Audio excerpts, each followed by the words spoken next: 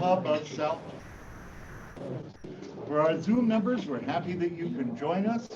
We wouldn't, under any circumstances, advise that you mute yourself. We would never do that.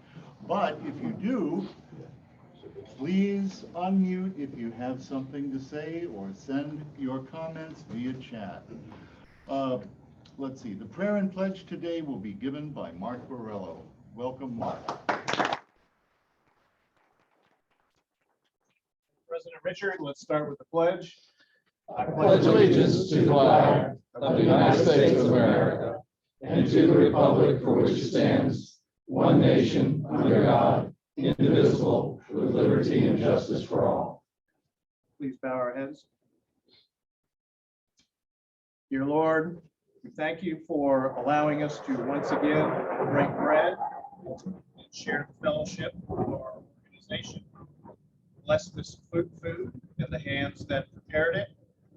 We ask that you watch over the brave men, women, and children fighting for their lives and their freedom in the Ukraine, and ask that you provide wisdom to the leaders of the nations of the world, including our own, so that they may help provide for a just outcome to this terrible invasion. In your name we pray. Amen. Amen. Well prayed, Mark. Thank you. Yeah, that was pretty cool. How'd you rank the line over? What happens when our speaker starts? Don't even ask. Is Christy King with us today? She was on the. I'm on Zoom. For family time. Welcome, Christy. Hey, President Richard. I actually don't have an update today. We have nobody. Nobody. All right. Wow. Nobody is a full report. Thank you so much. Always good to hear from you anyway. Thanks, President Richard. Yes. Do we have anything from the upcoming social at Rue? I'm into the announcements now. We do not. I'll take it. Yeah? All right. What?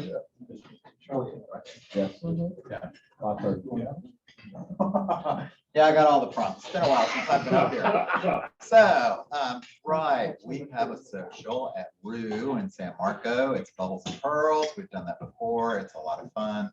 That means oysters and champagne and anything else they have. And we do it outside, and it's coming up on the 14th at 5:30. Yeah, 5:30. So sign up, RSVP. You can just drop in. Hopefully we'll have enough for you, but we want to see lots of people there, and we wanted to make sure that you were aware of that. So see you then. Hey, thank you.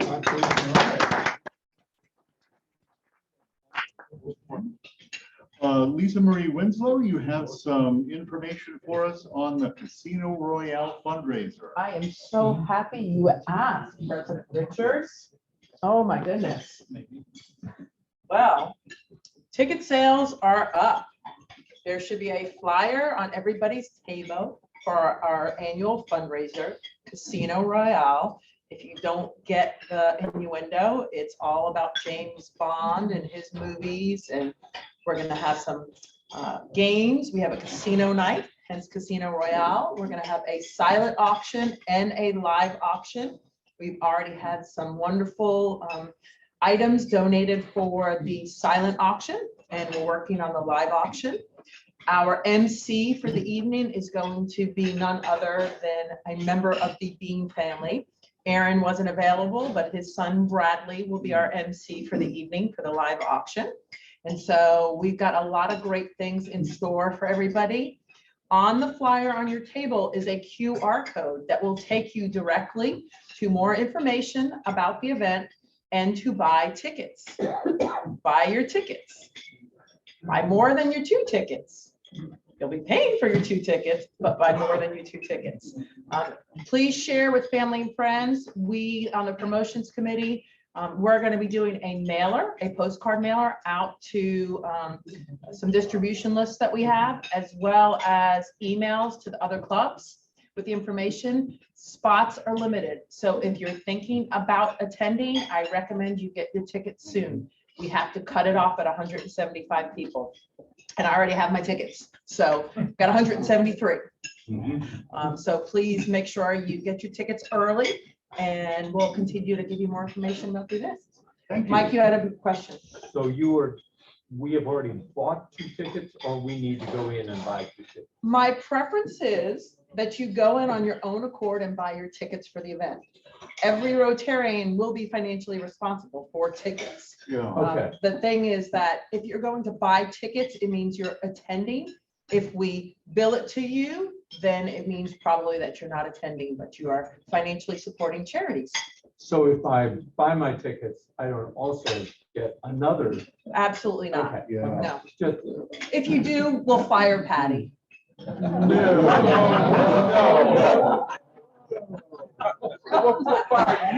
Yeah. There you go. There you go. I would vote for that. I would vote for that. Hey, Mike, we got you 4 though, okay? Well, thanks. Great question. That's what I want. Again, spots are limited. Our venue only will hold capacity for 175 people. We're expecting a really awesome turnout for this. So would rather our members and their friends and families be there, but we will be opening it up to the community because it is a charity fundraiser and we want as much charity and fundraising to go on as possible. Barry? Several of my fellow members here at the table are puzzled because they want to know, now, where is this?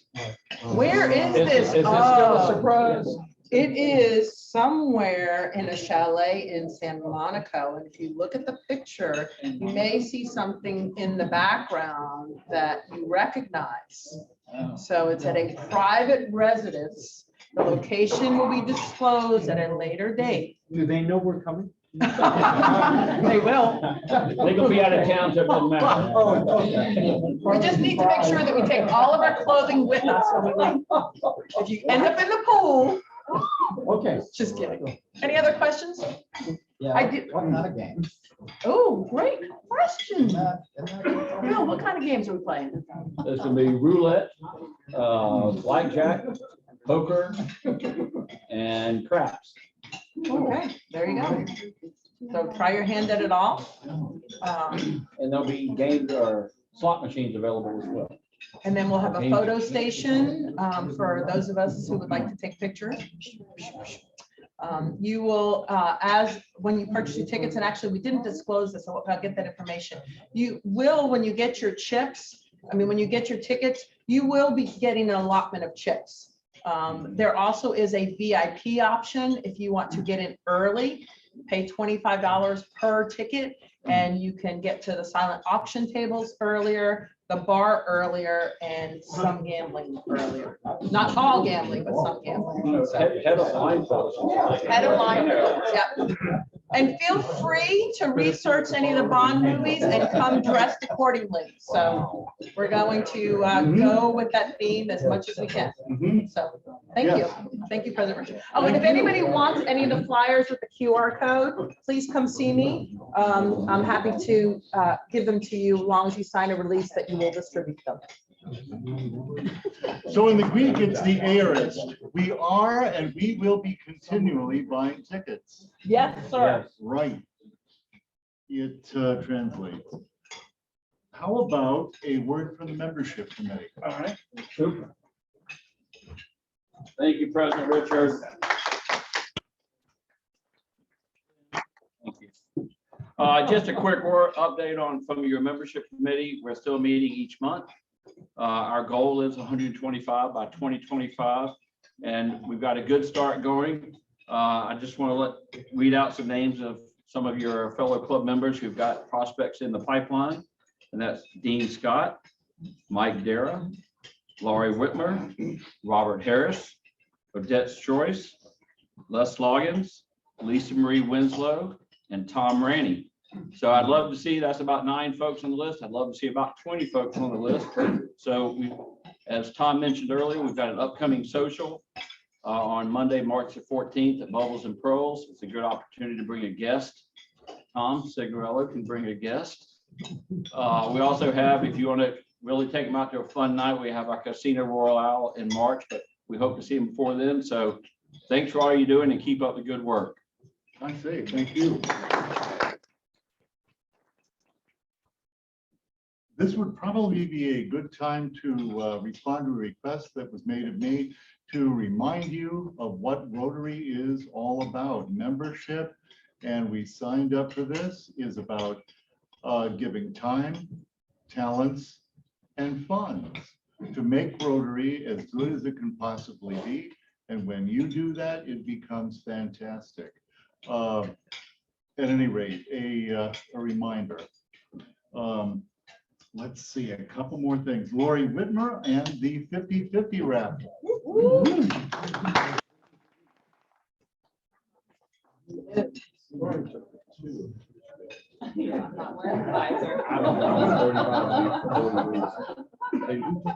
What are we down to, 42 I cards? think she sells both. I did count. We're in the 40s, and I'm sorry. I think I've lost count. Sorry. I tried to do it before.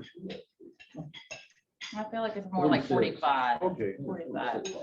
But there's a lot of participation today. I feel like today is a good day. We have over 450 that to split if we have a winner, and you can draw an ace of spades. So get out your tickets. We have 09, 08, 65. Wow. Nope.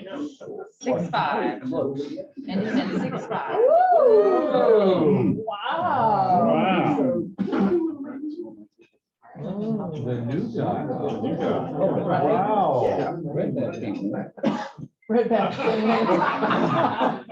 All right. What's going on there? Spades is what you need to draw to win.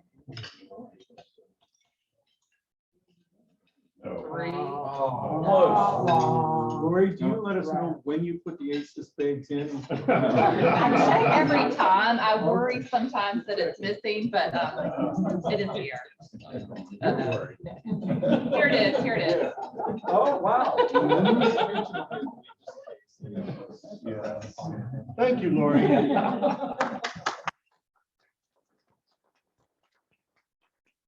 And do we have a Paul Harris moment, Bill? Bill Traylor? And the book? Yeah. Want to come up to the front? I will. All right. I understand while in my absence, Harlan wrote about skinny dipping. Good. And I just got it back today. I think Paul Harris, he was really an adventurous kid. And apparently got into a lot of trouble, which like none of you guys, of course. So in addition to skinny dipping, which was scandalous, he began to do more stunts. And I think Harlan wrote about, they called them the rapskillions back then. As he grew older, his stunts became more dangerous. They would hang out at the railroad station and they watched the trains arrive and depart under the supervision of Harlan Morgan, depot master, and his assistant Frank Higgins. The awestruck boys knew all the names of the locomotives, tried to determine which one was the fastest. They watched the engineers sitting jauntily in their cab windows as the conductors in their gold-braided uniforms went about their business. But the idol of the hero worshiping was the daring brakeman named Thomas, who would thrill the lads with his grace and agility when he skillfully boarded the last car of a swiftly departing train, often with a lantern in hand. He would wait till the last moment as the string of cars passed and grab a hold, and then tragically lost his arm. No, it doesn't say that. It wasn't before long that Paul became adept at this same thing. He would wait till the last coach of the afternoon freight train passed, and then mimicking the courageous brakeman, he would flip onto the rear steps. Sure, his father would have been happy with that. And then he'd ride as far as he dared, and then he would jump off to the admiration of his friends.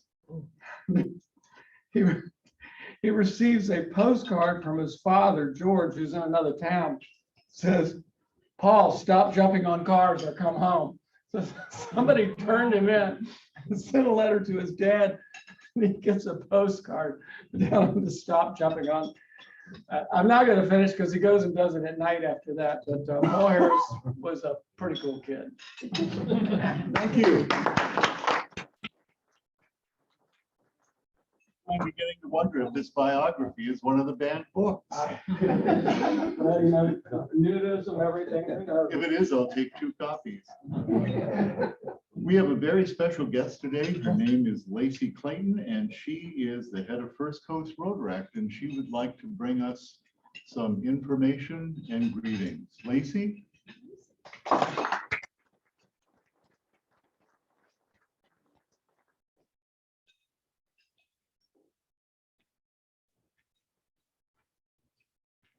Hey everyone, it's great to see all of you guys. Again, I know some of you from other Rotaract events, and it's great to see everyone.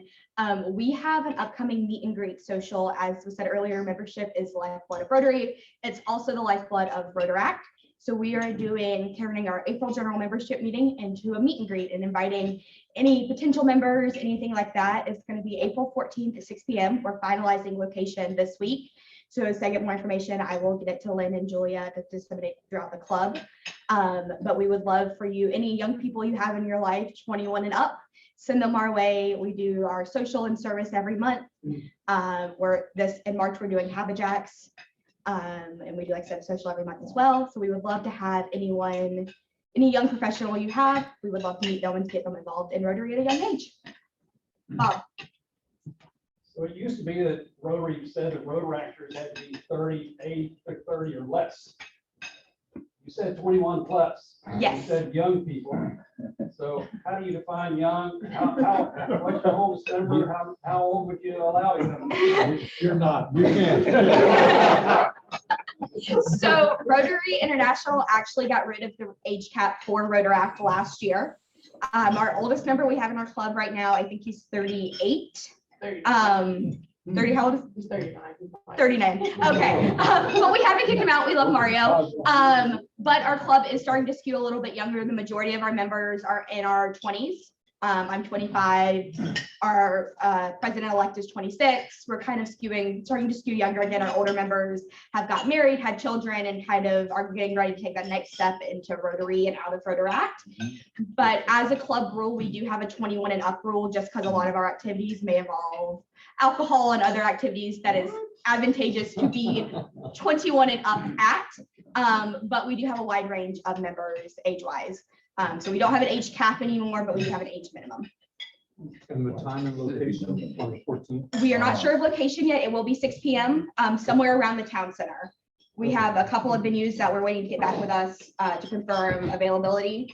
But I should have that, like I said, by the end of this week. And as soon as I have it, I will get it out to you guys as well. All right. So, and if you have any questions about Rotaract, just let me know.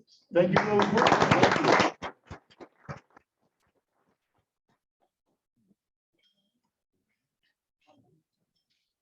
We are introducing visitors and guests with the kind consideration of Bruce Mattern. Bruce?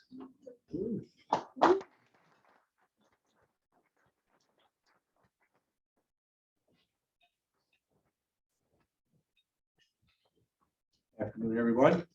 Are there any visiting members? There weren't any presented. Anybody we missed out there? No. We have several members who have guests. Tamara Baker has 2. Hi, I have 2 guests today. I have Miss Sheila Cribb. She is with Bank of America. She's the regional director. And I have David Bradley. He is a financial planner and is a representative of Northwestern Mutual. And he's also my nephew. And Sheila is also my neighbor, and we have been friends since high school.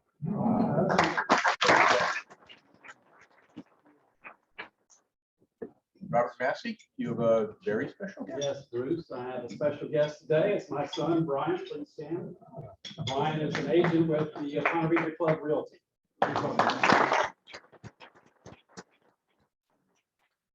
And Lynn Bauman, you have a guest who's already presented to us. Yeah, so Lacey Clayton is my guest, and just on a personal note, because you got to know her on Rotaract basis, but Lacey is an event planner who's currently seeking new opportunities. So if anyone has any ideas or opportunities for Lacey?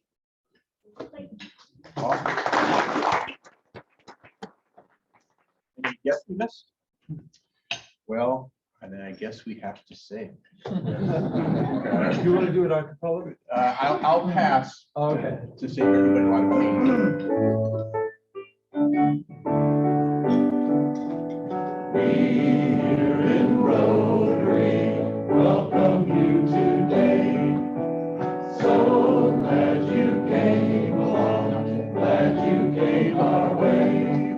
Our hand of fellowship is yours, sunshine or rain. We here in Rotary say welcome, come again.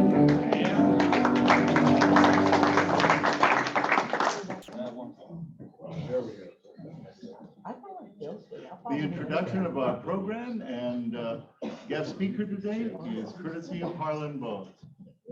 Welcome.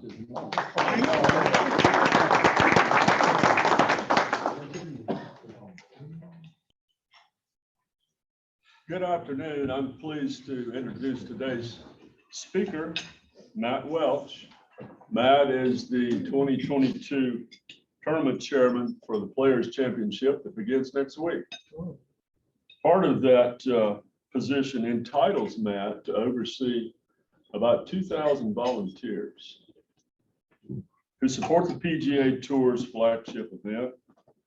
He represents the players at various speaking engagement opportunities in the area throughout the year, educating the community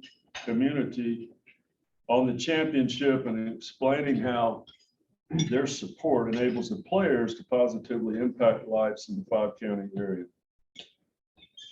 2022 will mark Welch's 15th year as a volunteer to players. Prior to being named tournament chairman, he managed a variety of tournament committees, including shot length, parking, ecology. Is that another name for garbage? That's what it is. All right, shot length, parking, garbage, golf cart management, stadium village, and disabled guest services. Matt retired in 2015 as president of Elkins Constructors with 32 years of service. Please welcome Matt Welch.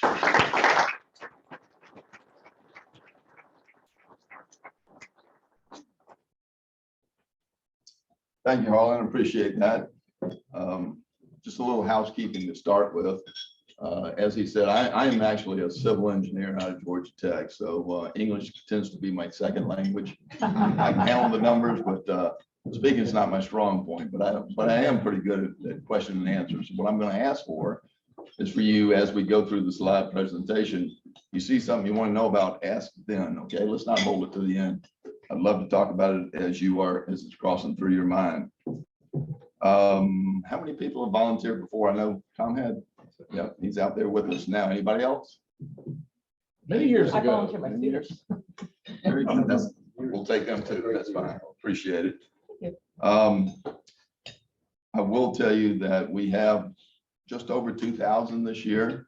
Everything has been moving along fantastically. We're really looking good. Need a little help from everybody on the weather. That's all I ask for. But things are moving well. What I want to do to start with, though, is you see what it's developed into is I want to talk a little bit about how we got here, a little background on it. The tournament really came to life back over 40 years ago. Dean Beeman was looking for a permanent home for the players tournament, for the players championship. He saw the need for it to have a permanent home to grow the entire tour, to have it work around. He came down to Jacksonville, and Jacksonville had a little tournament at the time called the Greater Jacksonville Open. Anybody remember that? GGO. Some of us are old enough. Yeah, I got a couple of artifacts back from that day. But the tournament was really put together by a group of people who came to be known as the Redcoats. It was they would go out and get financial backing from some of the industry and from some of the companies around town.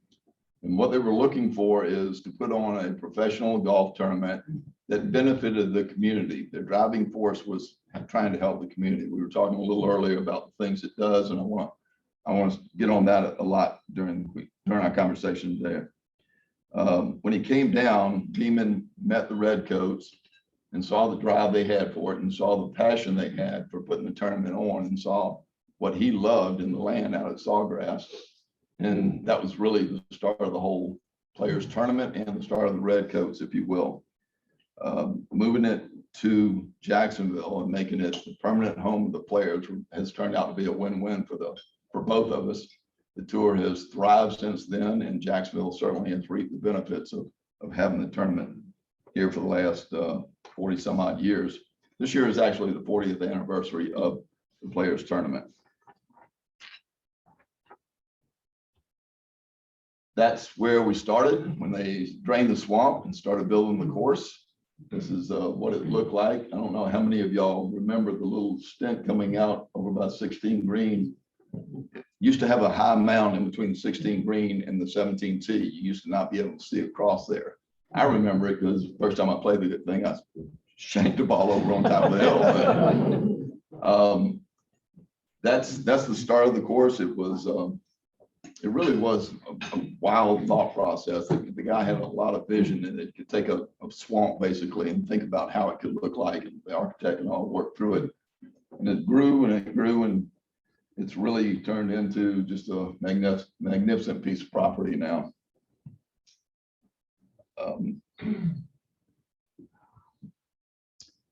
One of the things about the tournament today is it's literally one of the biggest golf tournaments in the world.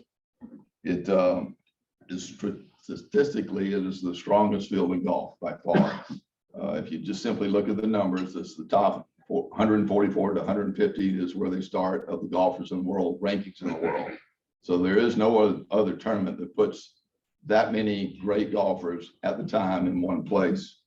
If you look at the champions, you're talking about people like Jack Nicklaus and Tiger and Roy, Jason Day, Sergio. Every time the staff writes this part of it for me, I have to stop them and correct them that they forgot two main names. I'm a Georgia Tech graduate, and they forgot Matt Kuchar and David Duval, so I make sure I get those in there too. It's also the purest test of golf. One of the things that the players love about this course is it tests all their clubs. Just about every club in their bag gets used during this tournament. It's whether it's long irons or wedges, they have to play them all. It doesn't favor the bomber. It's really a shot maker's course. If you hit it long and you hit in the right place, surely it helps. The right place gets really narrow in a lot of places, so it's a tough place to play. Outside of the ropes has really gotten to be one of the most sought after tickets on the tour. We are not sold out, but we're awful close to it this year. And I'll go ahead and tell you that in advance. If you want to come out and you're talking about getting parking, you need to get on your phone as soon as this meeting's over, because it's going to sell out any minute now. It caters to those who love golf. That's what I did for the first 20 years that I was in town. When I moved here from Augusta, I went out and entertained guests, and I, like everybody else, down on the hill on 17, drank a few beers and watched golf. I got involved when one of the Redcoats saw me one day, asked me if I'd like to do a little bit more, and I was really thrilled by the idea of it. And they came and they took me to lunch one day and talked me through it. And because at the time I was president of Elkins and involved in the community real strongly, and they said, yeah, we can put you on the fast track. So here I am 15 years later, and it's I'm the chairman of the tournament. So it does cater to those, not just golfers. It's the C-suite clients and military families. All of them are brought out there. It's really for those who are interested in an event, not necessarily golf, but there's so many things out there right now that anybody can come out and play. A few of the numbers just to go through, just to give you an idea of the impact it has on Northeast Florida. Annual economic impact, 212 million. That's every year that's bringing in that kind of money. 115 million of off-site spending. That's just around Jacksonville. That doesn't have anything to do with the tournament. That's people that come into town will spend that kind of money in Jacksonville. And you can imagine the impact that has on the city itself. The number I love most up here, rather than reading the whole thing for you, 59% of the ticket buyers and hospitality clients come from outside the Northeast Florida. is truly is bringing people from out of town into our community. It's showing off Northeast Florida. It's bringing their money in to help us. So it's a fantastic event from that standpoint. We have tremendous growth over the last 40 years. But one of the things that a lot of people miss is that the funds that are raised by the tournament stay in Northeast Florida. The charities that we go to and the people that we help are all local. And that's not always thought about. We saw the kind of numbers they generate, but they don't go anywhere else but here. And then I can tell you as the chairman and being out there, being involved, there is nothing better that this tournament does than when we get the chance to go out and see a local charity or people in need, and we get to hand them a check that makes their lives different. It impacts people in ways that I just never dreamed possible. So from that standpoint, every time you buy a ticket, you're contributing to that, and we do appreciate it very much. Proud partners, I gotta make sure I bring them up. Optum, Morgan Stanley, and Grant Thornton. They're the biggest part of the driving force of getting us what we need to put on the tournament, but they're not the only one. We're going to see crowds this year back to pre-pandemic times. Biggest year we ever had was 2019, when we had as many as 55,000 people out there in one day. And that was a little too much, to be honest about it. One of the things we learned over the pandemic is that people coming out last year when we had 12 to 15,000 there, is they got to see golf a lot better and they really liked it. So we have tried to do some things this year where we limit the crowds, change the way people were buying tickets. We thought it would keep them capped at around 35, maybe 40,000, but I can tell you right now, Friday and Saturday, it's going to be 45 or so. So again, the tournament is set up to just be a huge success this year.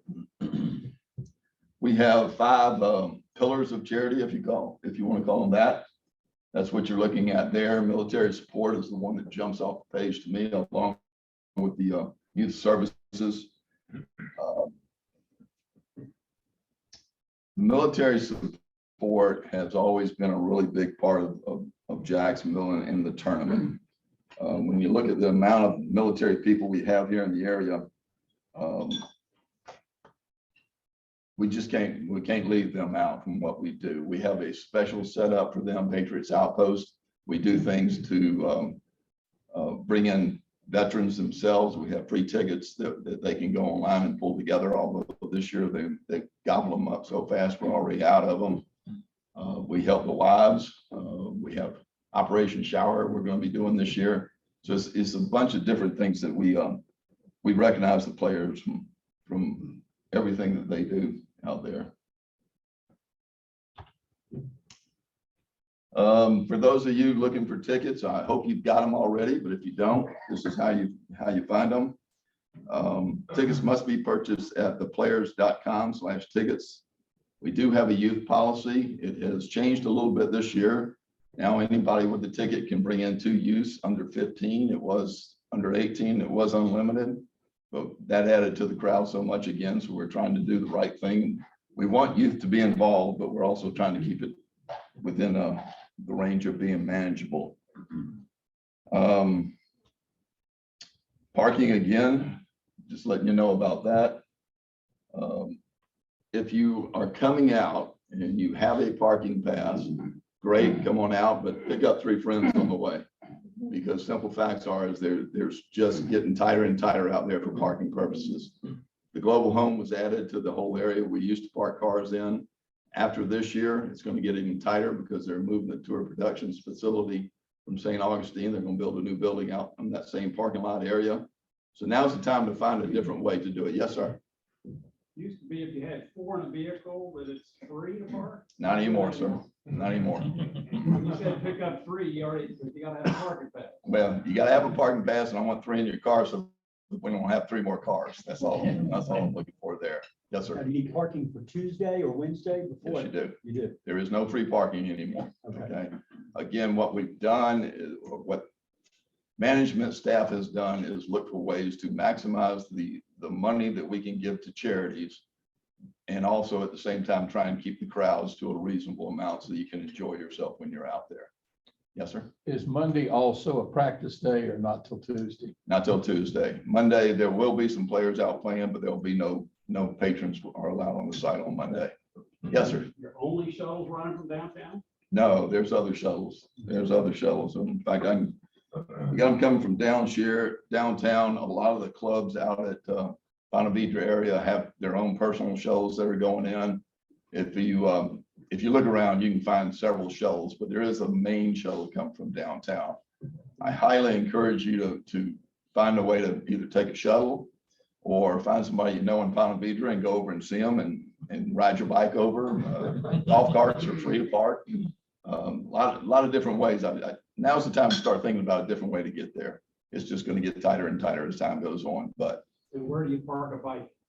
there, if you go in through the main gate, you'll go down to what we call lot 5. It's in the very part east-west buildings as you turn into the clubhouse. Used to be there. They just took them down. That is now a parking lot that will house golf carts and bicycles. And then you walk up the lot 5 from there and go through the left gate. Say main gate as if you're headed to the clubhouse. Yes, sir. Yes, sir. Thank you. Good questions. A lot easier for me to do it that way. So. Let's see what else we got here.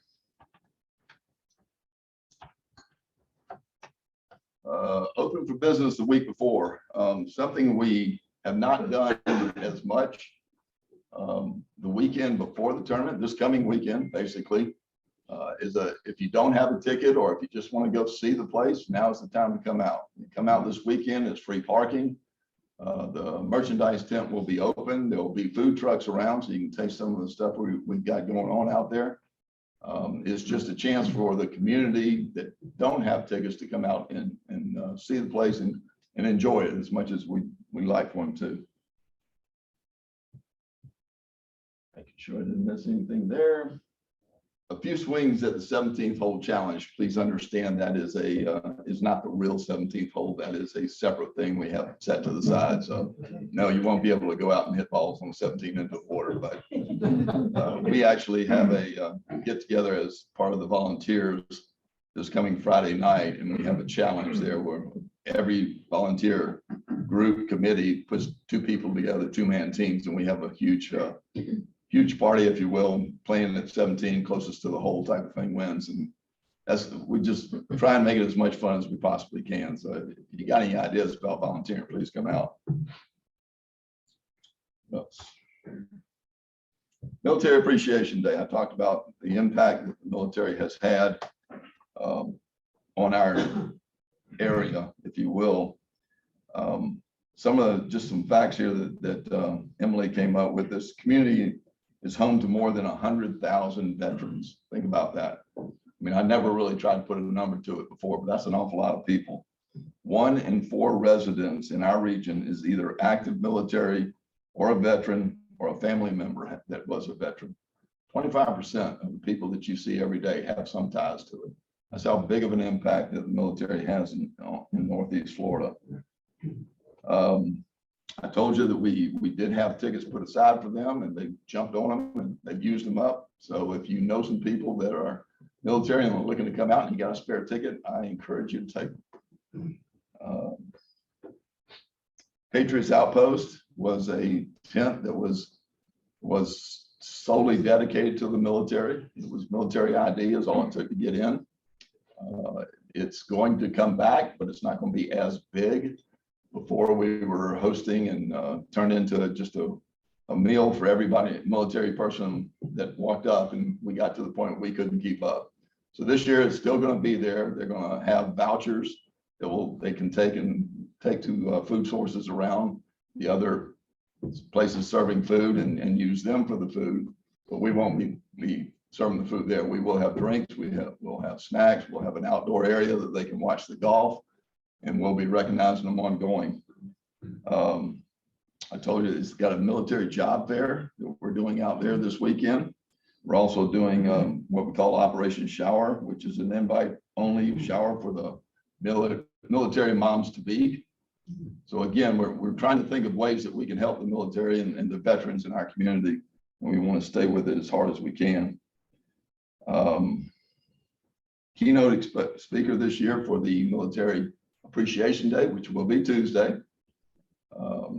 It is Vice Admiral Mary Jackson.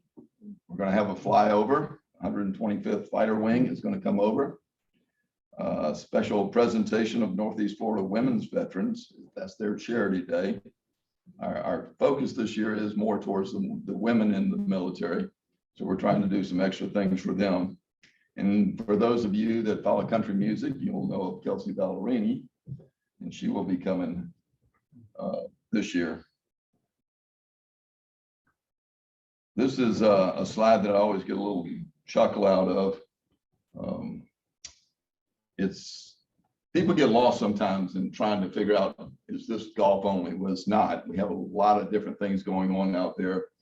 Here's an example of some of the families and foodie stuff. There's so much different kind of food. It's incredible. We've got some of the locals are coming back, the ones we've had before, but we're also adding Silk's Chicken and Champagne Bar, Saffron, and 904 Burgers this year. We've got, these are all open to anybody and everybody.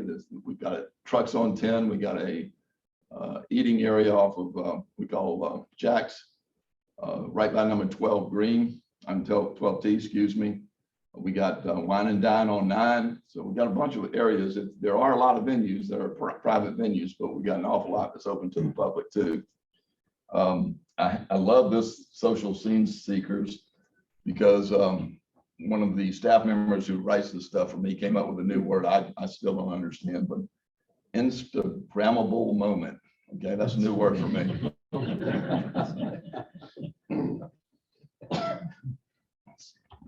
You look like more of maybe a TikTok guy. I think TikTok and I are not familiar with each other. I have been in Jacksonville since 1981. I've been out there for the last 15 years. I worked with Damon Linto for years. I was his rookie when he was the chairman. It's just a blast to come out and be a part of it. It really is. And I'm really, really honored this year to be the chairman of the tournament and getting to run it, and 2,000 volunteers that show up and with their sole purpose of having fun, but also helping the community. And like I said before, there is no better feeling than when you walk around the corner and you hand somebody a $10,000 check that just makes their lives and the lives of that organization work better for Northeast Florida. It's just, that feeling is fantastic. It's the reason I volunteer. It really is. Yes, sir. Matt, thank you for your leadership again. Appreciate it. The PGA Tour has a tournament director that handles things related to the golf that's played, and you handle the volunteer effort. Who is working on the actual experience? You mentioned all the different venues that are there, you know, the old benefactors tent, the turn, all the different ones that have been there through the year. So who works on the actual design of the experience? Is that the tour, or is that the volunteers, or some other group? It's mainly the tourist, is staff, is who I call staff, which is the executive director led by Jared Rice. The staff puts all those things together. They have an outreach program that tries to help that side of it. They also have just people who go out and try and figure out what the community wants and what can we have as fun things to do out there. They're trying to really make it a family affair. They really are. They're working real hard at that. It's not just meant for the hardcore golfer. It's meant to be an experience for the whole community. Yeah, it seems like we fancy the golf to be like, we want it to be like the Masters, but then the experience is more like the Waste Management Phoenix Open at times. And so, God forbid. Well, I mean, there's a balance that needs to be struck in there. I know that it changes year to year. I don't know if they're chasing, are they chasing a certain experience? I'll tell you that if Jared Rice had passed away, he would have turned in his grave about 4 times just then. So I'm from Augusta, Georgia. I was born and raised with the Masters all my life, but we have no desire to be the Masters. We aren't the Masters. We have a better field in golf than the Masters does. We have a tournament that is more accessible and it does more for the community. So we don't care to be the Masters. We certainly don't want to be Waste Management. The trend lately, if you'll notice, Waste Management's 16th, 17th hole. I was out there one year looking at how they did things. And you can see even the Honda Classic had a hole that was getting a little rowdy and all that. Come out, enjoy it, have fun on the 17th hole. The first person that stands up and throws a beer is going to be executed. It's going to be taken out. Executed was a little strong. The idea, I always call Waste Management's tournament a bunch of parties with a golf tournament. Ours is what we like to think of as really the best field in golf, the best golf tournament that is out there. And yeah, have some fun while you're out there. That's the way we try and do it. Yes, sir. I think you said you invite the top 144 in the world. How many of the top 10 or 20 or 50 do you have coming already signed up, and some notables that aren't going to make it other than Tiger Woods? Tiger Woods will actually be on property. Because, on Wednesday night, the Hall of Fame is inducting him and Fincham, the past commissioner, into the Hall of Fame at the global home there. So he will be on site. How long he stays, we don't know, but no, he's not playing. Out of the top 10, and I don't have the names right off the top of my head, but I'm going to say I think 8 have already committed. We have Phil Mickelson probably is not going to be there, if you can imagine that. Phil's kind of stuck his foot in his mouth pretty strongly here lately. So yeah, we're expecting everybody but Tiger Woods to be here. We don't know of anybody right now who has given an indication they aren't coming. So this week should tell, because obviously they have to sign up by really this week. So we're expecting a really, really strong field. We really are. Good, great questions. Yes, sir. Can you make any comments on any changes that are in play for next year's tournament? I've been so focused on this year and trying to figure out how to get through it. Changes in play for next year's. Well, parking, I can tell you that is going to be tighter, but I'm not sure I know which direction you want the answer to go. Well, I figured you have a 3, 4, 5 year plan as to where the tournament's going, like any organization would have. So Oh yeah. I'm trying to think of over the next year or two, what changes we could expect to see. There are, the course is always being looked at on ways to tweak it if we need to. You've seen a lot of the bigger courses. Augusta, for example, had to buy land all around it so they could expand the course because the Bombers were out doing it. There's already a plan in place to extend ours if we needed to. We just don't feel the need to right now. It's not favoring the Bombers, so we don't see any sense in doing anything with it. But there is a plan in place to do it already. We are looking at continuing to grow it and to grow the purse. The reason we're growing the purse, though, is not necessarily, it's obviously to attract the golfers, but it's also to help Northeast Florida. The amount of money, we've helped over 300 local charities in the last 40 years. The number they keep telling me not to give out, and I'm going to give it out anyway, is we've given over $100 million to local charities in the last 40 years. So it's a huge number, and if anybody asks you from the tour, I did not say that. Okay? Yes, sir. Matt, how have the changes to number 12 been received? Fantastically is the answer there. The first year, you didn't see many people going for it. Everybody that went for it, if they caught the front edge of the green, it was going left and it was going in the water. The risk reward wasn't there. That end of that year, they took that bulkhead and raised that left side of the green where it wouldn't roll off into it as easily. And it will still go, but not as easily. And you see a lot more players going at it now. That tee box has 4 different positions we can put it. Everything from saying you're an idiot if you don't go for it to don't you dare think about it. So I mean, it's been well received. It really has. It seems to be the thing that came into the tour about 3 or 4 years ago was that drivable par 4, and you see just about every course has got one now, and that's ours. It's been well received though. It's actually, in my opinion, if you're out there wanting to see some golf and you're looking for some fun, go to 12.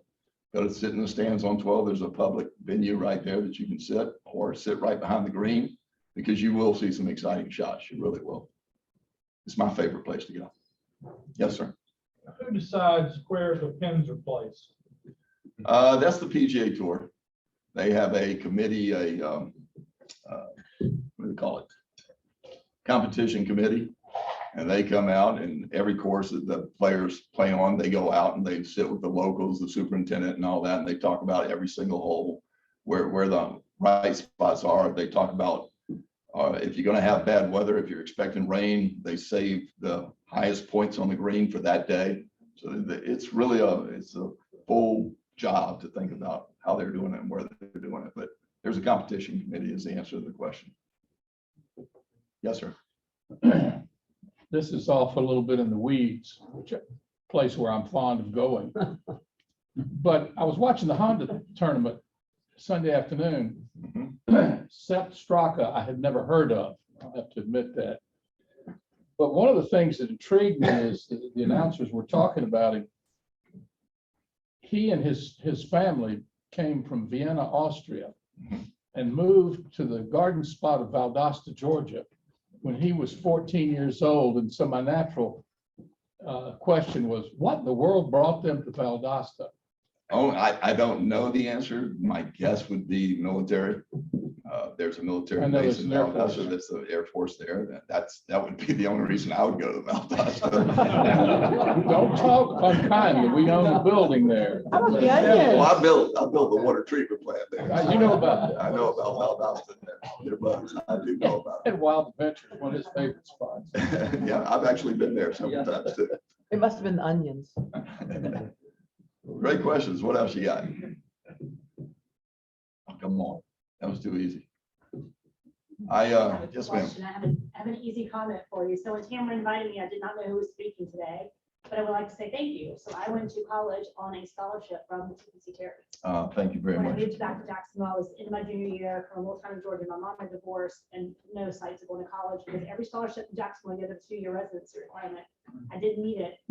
17 years old, walked into a room, a 20-foot conference room table with 12 redcoats over there looking at me and drilling me with questions.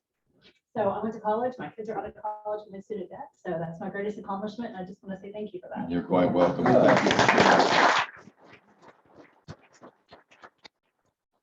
I do want to point out the Redcoats and the magnificent work they do. I mean, this is my first year of being a Redcoat. Obviously, I put in my 15 years. And some of them make it a lot quicker like Damon, but that's a whole nother story. I really am impressed by what they do and how they do it. We go through a program every year where we ask local charities or nonprofits to submit their qualifications and what their needs are, if you will, to us. We've got over, well, we get 112, I think, this year, applications, and we read every single one of them. We graded them. We thought about them all. We interviewed several of them, and we go around the room and we figure out how to divvy up the money that we were given that year as a result of the patrons being at the tournament. And it's really, really fantastic. It really is. The caring that some of these people that started the tournament way back when still have for the community and what they do to try and help those in need is unbelievable. It really is. It's makes me really proud to be a part of it. It really does. Yes, sir. How do you determine how much each one gets? It's a very open and frank discussion. We know what our total pot is. We know how many people meet the qualifications. Not out of those 112, there's quite a few of them that don't meet the qualifications. You saw the 5 pillars of charity we put up here. They got to fit into that. They get their needs got to be something along those lines. We have to coordinate it down to something manageable, if you will.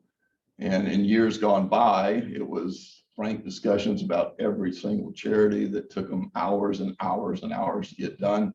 We've got a process now that's a little more streamlined where each one gets to pick out the one that's closest to them. I'm on the board of Catholic Charities, things like that. So I push for that one really hard. And it's just an open and frank discussion about what's going to do, where's our money going to do the most good is what it comes down So you to. just divide it up by the number of applicants and split it that way? No, it's not an even distribution. Dartboard?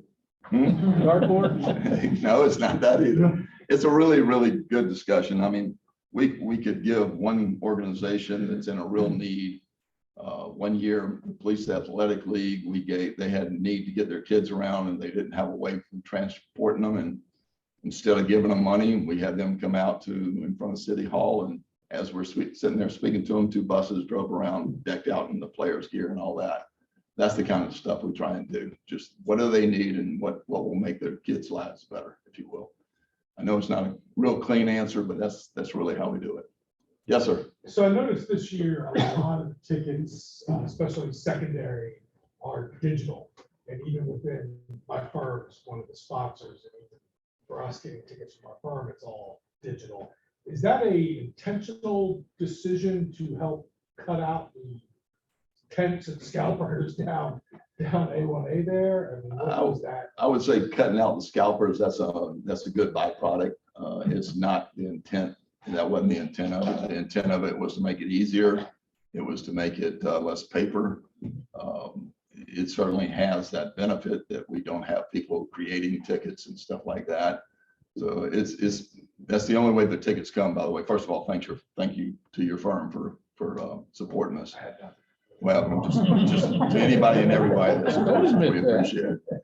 But the digital tickets that's nationwide nowadays. That's where the PGA Tour is going. Have you had any pushback? And the reason where I'm going with that is some of our older folks don't like it at all. No, I get that. I've got 2,000 volunteers and we're an aging group. I mean, volunteers are getting older and older. You don't see the youth coming in like well, my generation when we were coming up. I know it's always better with my generation.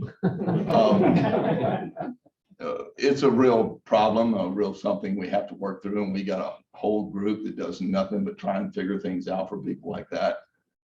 We make, I don't want to call it exceptions, but we go out of our way.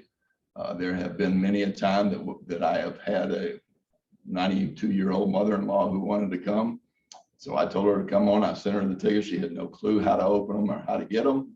I told her to show up at the gate and call me when you're there. And I went down and opened up the gate, got her tickets, and you got to do what you got to do is the answer to that portion of it. But the digital tickets is where everything's going. And that's for parking too. If parking's a separate thing from the tickets. So that's always a little bit of a challenge. It does cut down on the scalpers, though. It really does. The secondary market will thrive. There are tickets out there right now on the secondary market that you can go and you can find and you can buy them secondhand, if you will. One more question. Okay. Yes, sir. So are you having problems? It's digital with, there's so many scams out there and people trying to create tickets where they're not real. They get out there and it's a fake ticket. If they're doing it to us, we haven't caught them. I mean, that's the only answer I can give you. We don't think we are having that problem. The way it's set up and the security system that's in it has been really, really strong. It has been a learning process for everybody, but Ticketmaster is who it's largely going through, and Ticketmaster has been doing it a long time. So we're not seeing anything. We're really not seeing anything come through the gate so that it is throwing off an alarm or anything like that. Could they be getting by us and we don't know it? I'm an engineer. The answer is yes. But I don't think we got that problem. I really don't. Well, thank you very much. I do appreciate it.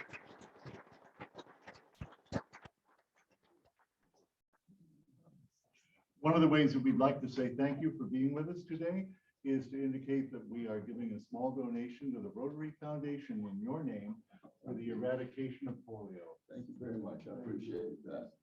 Thanks again. I appreciate it.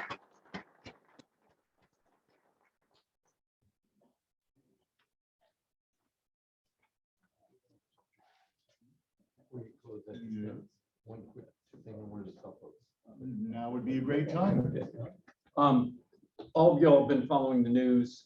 I was asked on Friday or Saturday, is Rotary doing anything because of all the stuff going on in Ukraine?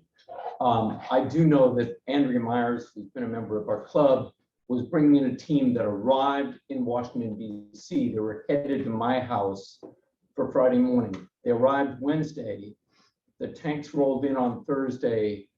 3 out of the 6 immediately turned back because they were healthcare professionals, mental health professionals, but they were going back to go through Poland and find a way to fight. The other 3 were waiting, and Julie is here. Julie, if you could just give us the little bit that you told us as well. I didn't see you here, Sure. but Yeah. the impact, so. So I was born in the USSR in Kiev, Ukraine, and raised in independent Kiev, Ukraine, and moved to the US. So I have about 5 people that I've been contacting every hour or 2 hours. So I'm fully engrossed in what's going on the ground in Kiev. It's terrible. These people are accountants and international companies that we all work with. These people are just like you and me, trying to make a living in democracy, and they are literally running up and down the stairs because they live next to an airport, and that's a missile target. My aunt is cut off from all, there's 4 bridges that lead to where she lives, and they've all been blown up. So today, this morning, and she has access to the food she has now. So unless the tanks can't roll into her neighborhood, so that's good.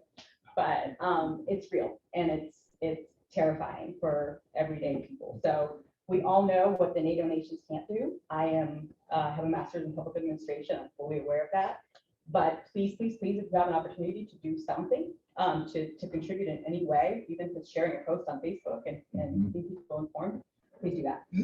So I just wanted to mention that because for me, it suddenly became real when the folks didn't show up. We were offering them, trying to make certain they knew they'd have a place to come while this settled out. And instead to realize that these healthcare professionals said, no, I must go back. I must be there.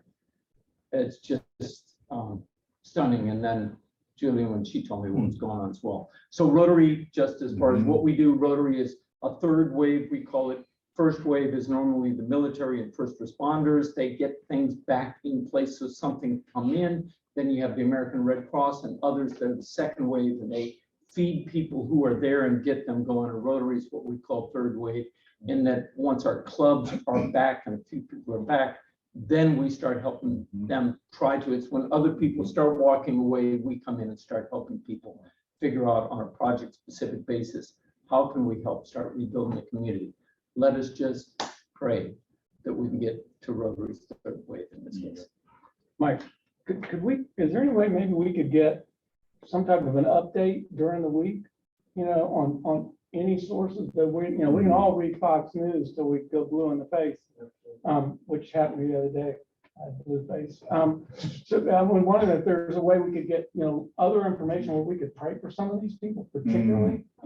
That would be Yeah, that great. would really be nice. Yeah, I'd appreciate that as And well. I am actually going to a dinner tomorrow still for with whoever, if there is still a dinner.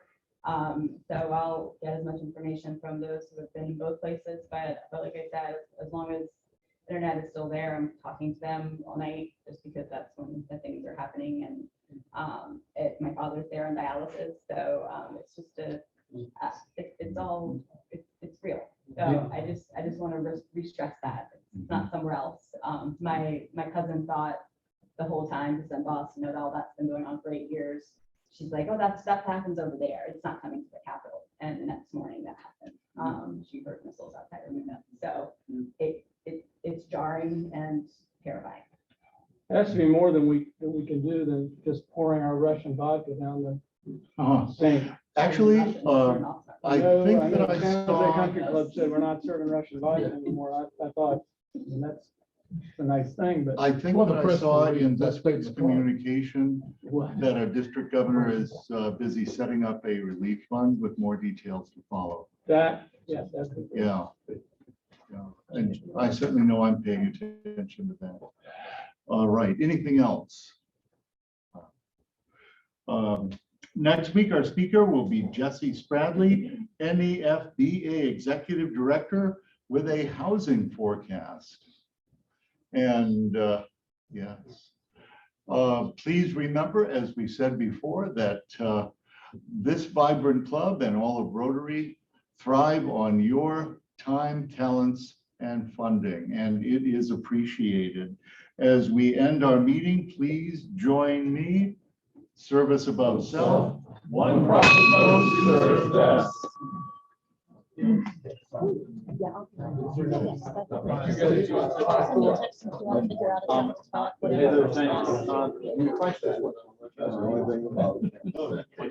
Yeah.